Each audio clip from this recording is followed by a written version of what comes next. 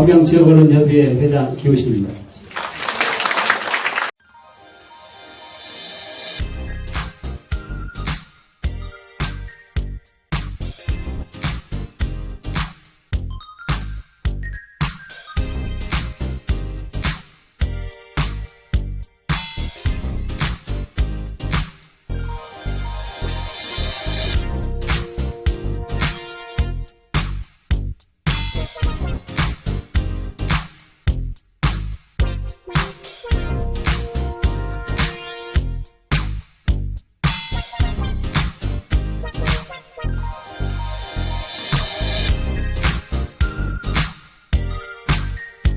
우리 많은 지방 정치인들이 많은 국회의원님들 뵙고 함께 일하지만 김부겸 전 장관이 갖고 계신 장점은 진정성입니다. 정말 따뜻한 마음으로 국민과 함께 하려는 그 마음이 정말 가득하고 그런 일화들은 여러 차례 많이 겪었을 것 같습니다. 문재인 대통령께서는 우리 삶을 바꾸는 자치분권이라는 비전을 제시하시면서 자치분권 종합계획 수립을 33개 추진과제로 도출하셨고 31년 만에 지방자치법 전부 개정안을 전국 입법 형태로 국회에 발의하였습니다.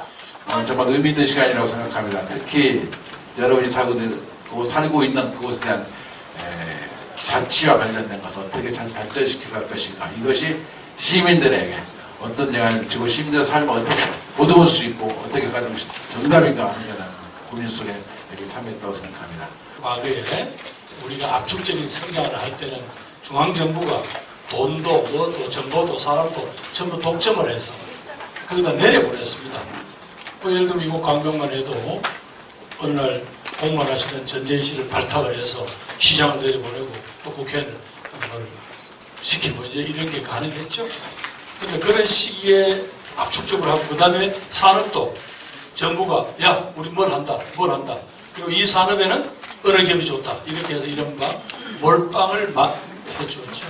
그래서 그게 이렇게 빠른 시간 내에 국민소득 3만 불이 되는 데까지는 분명히 유효했던 것 같습니다. 근데 어느 순간부터는 이제 잘 안 됩니다. 우선은 여러분들 잘 아시겠습니다만은 우선 고도성장 자체가 안 되고 그리고 많은 젊은이들에게 일할 기회를 못 만들어주고 있습니다.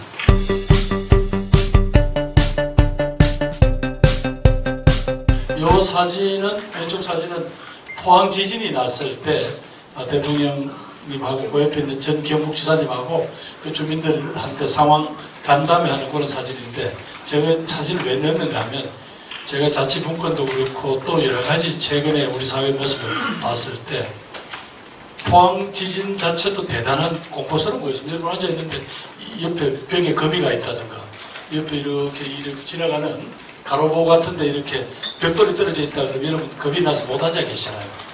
지진이라는 게 생각보다도 정말 사람들한테 주는 공포가 대단하더라고요. 근데 문제 결국 무슨 행정이 크게 잘할 수 있는 건 없지만 적어도 단 한 사람의 국민들도 억울하다. 내가 이 나라에 산다는 게 나는 아무런 보호를 받거나 도움을 못 받고 불행을 당하면 내가 운이 없었던 거고 사고를 당하면 재수가 없었던 걸로 이렇게 가는 건 아니다. 라는 생각을 가지고 우리 공직자들하고 같이 애를 써왔습니다. 그런데 왜 자치분권입니까? 바로 민주주의와 지방자치는 바로 동전의 양면이다. 지방자치라는 훈련을 통하지 않고는 민주주의를 국민들의 삶에 바로 뿌리내리게 할 방법은 없다를 제일 먼저 깨달은 분이 87년 대통령 선거 후보로 나오셨을 때 나는 바로 조기로 실시하겠다 공약을 했고 그 대선에는 지셨습니다만은 1988년에 이루어진 총선거에서 제1당인 민자당이 한 135석으로 찌그러지고 나머지 김대중 총재의 평민당, 김영삼 총재의 통일민주당 그리고 김종필 총재의 신민주공화당이 합쳐서 과반수를 넘자 이분들이 국회에서 이 지방자치법 개정안을 통과시킵니다. 그랬더니 대통령 노태우가 거부권을 행사하죠. 거부권을 행사하고 그랬더니 여러분들이 아는 요 장면 바로 1990년 10월 8일이면 3당 합당 이후에 민자당의 대표가 김영삼 대표가 되었을 시절에 이분이 자기 목숨을 건 단식 투쟁을 합니다. 그래서 와서 니 뭐하노? 굶으면 죽는데 왜 가노? 이래가지고 이제 지방자치법 합의를 하게 되죠. 1991년에 최초로 지방의회 의원 선거가, 물론 자유당도 있었습니다만 지방의회 의원 선거가 실시됩니다.